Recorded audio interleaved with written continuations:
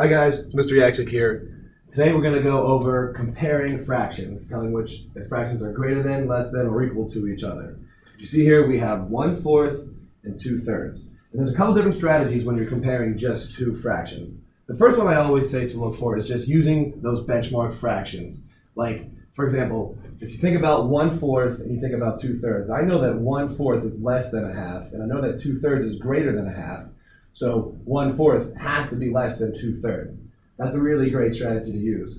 Also, there's something called the butterfly technique where you multiply the denominator with the numerator, and you'll see that 4 times 2 would be 8.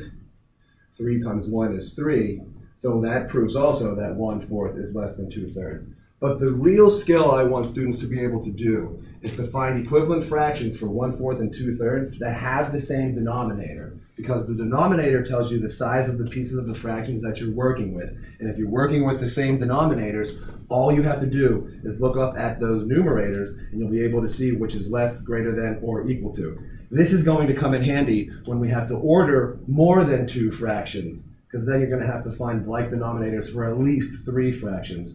So in order to do that, you look at your denominators and you have to find something called the least common multiple, something that 4 and 3 will both be able to land on if you're listing their multiples. So what I tell the kids to do is to make a list of the first. I always say just try 5. Try 5 multiples and see if you can find something in common. So the first 5 multiples for 4 would be 4, 8, 12, 16, and 20. And the first 5 multiples for 3 would be 3, 6, 9, 12, and 15. So now we go back to our lists and we look. What do we see that's in common? Well, I see, 4 has 12, and 3 has 12. So now we rewrite our fractions. We say, all right, I know I'm working with 1/4.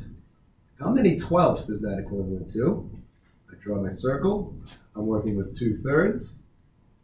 How many 12ths is that equivalent to? And if you remember when you're finding equivalent fractions, you have to multiply by that one whole in disguise. So we look, what connects our denominators over here? 4 times what equals 12? 4 times 3 equals 12. So what we do to the bottom, we have to do to the top, because we're multiplying by that one whole in disguise, which will give us an equivalent fraction. So 1 times 3 is 3. So 1/4 is equivalent to 3/12. Same thing over here. What connects 3 and 12? 3 times 4 equals 12. So 2 times 4 equals 8. 8/12, 3/12. Now all you have to do is look, what's greater, 8 or 3? Well, it's clear that 8/12 is greater than 3/12, so 3/12 is less than 8/12. So you can go back over here, and 1/4 is less than 2/3. Hope this helps.